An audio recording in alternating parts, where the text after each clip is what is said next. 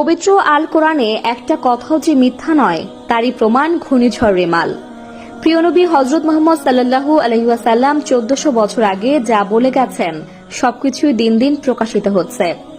আপনারা একটু ভেবে দেখলে বুঝবেন যে বিগত 64 বছর ধরে এই পর্যন্ত যত ঘূর্ণিঝড় ও মহাপ্লাবন হয়েছে সব কিন্তু মে মাসেই হয়েছে। কি তার ব্যাখ্যা? এর পেছনে রহস্য কি?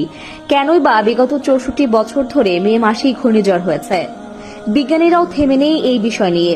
তারা পুরো বিশ্বকে জানিয়েছে কোরআনের সত্যতা। রেমাল ঘূর্ণিঝড়ের পরে তারা গবেষণা শুরু করেছে পবিত্র কোরআনের ওপর। প্রিয় দর্শক, মুসলিম হিসেবে আমাদের সবারই এর আসল রহস্য জানা উচিত। চলুন বেশি কথা না বলে শুরু করি আজকের ভিডিও। আর এই বিষয় নিয়ে আপনাদের কোনো মতামত থাকলে অবশ্যই কমেন্ট করে জানাবেন। চলুন প্রমাণ সহকারে দেখে আসি কিছু ঘূর্ণিঝড় ও তার সময়কাল। 2009 সালের 5ই মে আঘাত হানে ঘূর্ণিঝড়